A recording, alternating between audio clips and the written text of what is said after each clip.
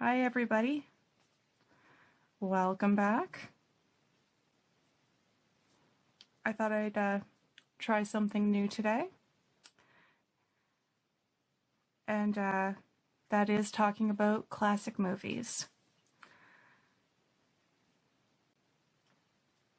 I picked out a few to discuss because,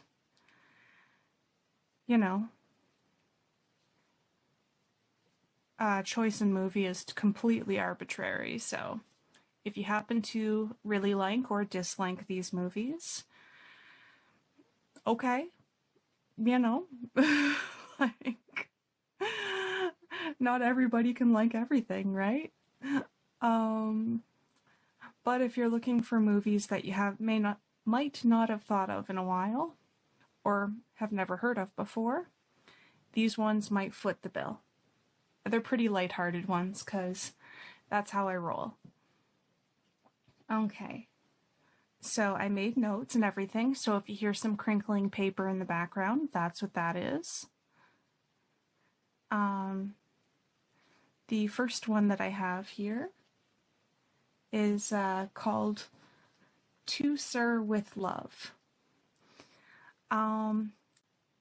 It's a really good one. I haven't seen it for years, but for whatever reason it popped up in my head and I thought that's a good one to put on there.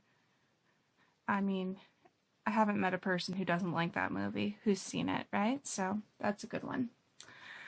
I'm not sure about the rules for putting pictures of show posters and stuff on the screen, but I'll try to find one that works out good, and I'll kind of put my crocheting to the side here so I can fit a nice picture of the poster in the corner. We'll see how that works out. Anyway, the movie is about Sidney Poitier. Well, it stars Sidney Poitier, but it's about a teacher, an American. Wow, let me try to start that again because I'm messing up this description. It's about this American, played by Sidney Poitier, who has just finished school for engineering, and he's in the process of trying to find his dream job in the field, right? But in the meantime, in between time, he needs to make ends meet. So he takes a job as a teacher in England. And he ends up with a class of teenagers, and they're a little rambunctious, to say the least. And it's just about him, coming into his own as a teacher there while he's waiting for his dream job. At the end of the movie, he gets his dream job, but he decides to continue teaching. It also has, one of the stars in it is also a singer by the name of Lulu, and she sings the theme song to the movie, which is also called To Sir with Love. The movie is apparently based on a book. I didn't know this until I did a little research. But the movie is apparently based on a book by, I'm going to pronounce this wrong, E.R. Braithwaite. He wrote a book of the same name, To Sir with Love, and it's basically an autobiographical novel that he wrote, or just an autobiography. I'm not sure. I didn't write that down clearly. So it's either an autobiography or an autobiographical novel. One of the two. Or both. But it was written by E.R. Braithwaite. I'm going to put the spelling on the screen so that you're able to see it, because I might be pronouncing it wrong. It was distributed by Columbia Pictures, and the director was James Clavell, and it was released in 1967. So if you're looking for a lighthearted movie, that is a good one. Okay. Gonna do a bit of a stretch break. And if you've been here for any amount of time, you know that I am not an expert with stretching, so if you need help figuring that kind of stuff out, please consult a medical professional. But as a rule of thumb, it is a good idea once in a while just to do some gentle stretches.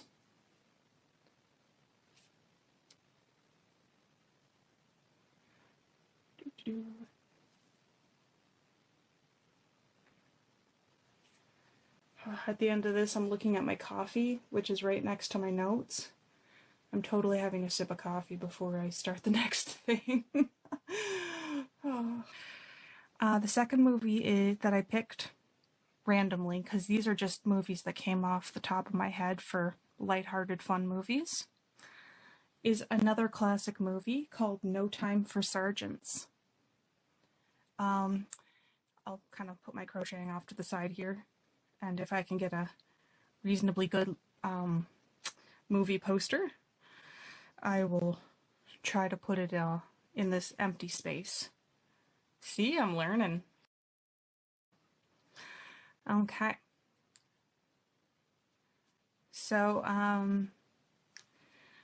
the movie No Time for Sergeants, it's either the very first movie that Andy Griffith was in, or one of the very first movies that Andy Griffith was in. I'm not sure, but it's a very young Andy Griffith. Yeah, and he plays a character named Will Stockdale, and Will is a very very lovable country bumpkin who gets drafted into the Air Force. And the movie covers mostly, like, I haven't seen it in years, but mostly it covers him in basic training. And there is the sergeant that's in charge of doing the training really just doesn't like Will. And the sergeant in charge is named Sergeant King is the name of the character, and it's played by Myron McCormick. Anyway, so the sergeant just tries to make his life really, really difficult because he doesn't like him. And all the things that he does to try to make his life difficult completely backfire on him, because Andy Griffith's character is just so lovable. Like, just so purely lovable and a little bit childlike, you know. And eventually the you know, things that he's doing, like Sergeant King, the things that he's doing to try to make Andy Griffith's character, you know, like make the things that he's doing to try to make his life difficult, well, eventually they end up backfiring so much on Sergeant King that he ends up getting demoted. So that's an interesting thing. But, and that part is serious, I guess, you know, but it's done in such a comedic way. Like, oh, it's so funny. Like, it's laugh out loud, absurdity, funny stuff, right? Oh, it's good. Anyway, it's based on a book by Mac Hyman and a screenplay by Ira Levin. I believe the book came first and then the screenplay and then the movie. It was very popular back when it was, you know, first coming out and stuff. And it was even like, it even had like a television series sequel type thing to it. So, but I haven't really watched the TV series sequel type thing or special. It wasn't a set series, it was more like a few specials. But the movie itself, absolutely amazing. It was distributed by Warner Brothers. The screenplay specifically for the movie was Mac Hyman, Ira Levin, and John Lee Mahan. Might be pronouncing that wrong. It was directed by Mervyn Leroy, or Leroy, depending on how the person pronounces it. It's L-E and then R-O-Y. The movie is based on a book by the same name, No Time for Sergeants. And, yeah. Oh, yeah, did I mention that he was drafted into the Air Force specifically? I forgot that at one point, so. Oh. I haven't seen either of these movies in years, but I was thinking of movies that, you know, people might enjoy seeing, and those two popped in my head. And then I had to look up the details for them, and the rest I'm just going from memory. Oh, so there's a third one. One second here. The third one that I have here is a really old one. It's called The More the Merrier. It is it was released in 1943. The cast: Jean Arthur, Charles Colburn, and Joel McCrea. Those were the three main actors. It's a very small cast. It's basically those three people are roommates. There's a housing crisis during World War II in Washington, and they all end up roommates through, you know, comedic ways. And the screenplay is written by a laundry list of people. Let's see: Frank Ross, Robert W. Russell, Robert Russell. So I guess there must have been two Robert Russells, one with a middle initial W. Richard Flourney, Lewis R. Foster, and Garcon Kenin. Anyway, it was nominated for multiple Academy Awards. And I didn't know this until I was researching it. Because, yeah, I just had no idea. Like, it's an excellent movie, and it's just very low-key and funny. And, you know, it was great. But I didn't know that part. The awards that it was nominated for the Academy was Best Actress, Best Picture, Best Supporting Actor, Best Actor in a Supporting Role, Best Directing. And it's distributed by Columbia Pictures. Anyway, so like I said before, it's about the housing crisis in Washington, D.C. during World War II. And these three people, Jean Arthur is a woman who is decided to rent out half of her apartment to help with the housing crisis.